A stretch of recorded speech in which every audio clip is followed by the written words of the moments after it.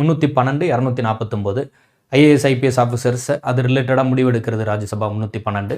மாநில பட்டியலில் ஏதாவது சட்டம் இயற்றணும்னா அது ராஜ்யசபாவை கேட்டு தான் நம்ம அந்த சட்டம் இயற்ற முடியும். அது வந்து 249 249 அந்த மாதிரி வந்து நம்ம இது பண்ணுறோம்.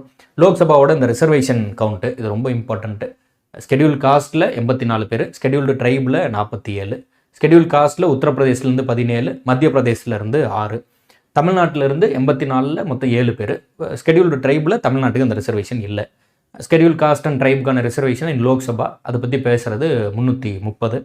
ஆர்டிகல் 331 வந்து 2 ஆங்கிலோ இந்திய பிரதிநிதிகள் பற்றி பேசுது, 2 ஆங்கிலோ இந்தியன் ரெப்ரசன்டேட்டிவ்ஸ் பற்றி பேசுது. உத்தரப்பிரதேசத்தில் வந்து ராஜ்யசபாவில் 31 பேர், தமிழ்நாட்டில் இருந்து 18 பேர். இந்த சைடு வரும்போது லோக்சபாவோட அந்த ரெப்ரசன்டேஷனில் மாநிலங்களோட ரெப்ரசன்டேஷனில் உத்தரப்பிரதேஷ் தான் அதிகம் 80 பேர். சிக்கிம் வந்து கம்மி, அது மாநிலம் அதில் 1 அந்த மாதிரி. யூனியன் டெரிட்டரிலாம் 1 தான், ஆனால் மாநிலத்தில் ஒரே ஒரு சீட் இருக்கிறது சிக்கிம்.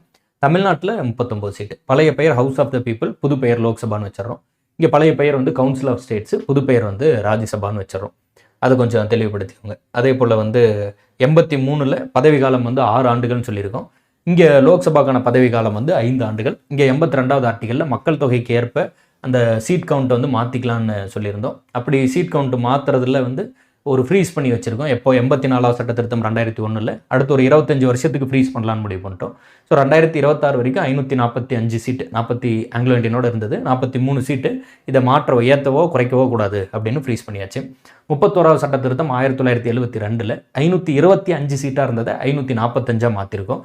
ஒரு லாஸ்ட்டாக நம்ம பண்ண அந்த சேஞ்சஸ் வந்து எப்போ 31வது சட்ட திருத்தம் 1972 எவ்வளோலேருந்து எவ்வளோ மாற்றிருக்கோம், 525 545 வந்து நம்ம மாற்றுறோம்.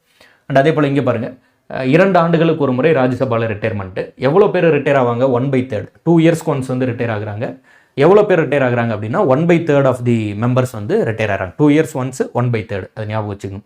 84வது ஆர்டிகல் வந்து 2 பக்கமே ஏஜை பற்றி சொல்லுது. விச் இஸ் லோக்சபாக்கான ஏஜும் சொல்லுது, ராஜ்யசபாக்கான ஏஜும் சொல்லுது. லோக்சபாக்கான ஏஜ் எவ்வளோ சொல்லிடுது, 30 ஆண்டுகள். ராஜ்யசபாக்கான ஏஜ் எவ்வளோ சொல்லுது, 25 ஆண்டுகள். இது ரெண்டுமே குறைந்தபட்ச வயது. 85 சொல்லியிருந்தோம், இந்த கூட்டத்தை கூட்டுதல் கலைத்தல் ஒத்தி வைத்தல். 86 இந்த பிரசிடென்ட் வந்து sent messages to the members அதை பற்றி பார்த்துருந்தோம். 87 பிரசிடென்ட்டோட சிறப்பு உரை.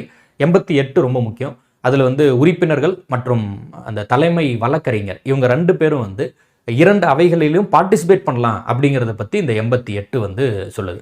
அதுக்கப்புறம் 89 நம்ம வந்து தலைவர் துணைத் தலைவர்னு சொல்லி அந்த கேட்டகரி அந்த லிஸ்ட் எல்லாமே பார்த்துருப்போம். அது ரொம்ப ஈஸி தான், டக்குன்னு ஃபஸ்ட் அந்த கீவேர்டை படிச்சுக்கோங்க. இந்த ஒன்லைனராக நம்ம கொடுக்கக்கூடிய அந்த நோட்ஸ் வந்து ஃபஸ்ட் உள்ள வாங்கிக்கோங்க. அதுக்கப்புறம் அப்படியே எலாபரேட்டாக படிச்சுக்கலாம்.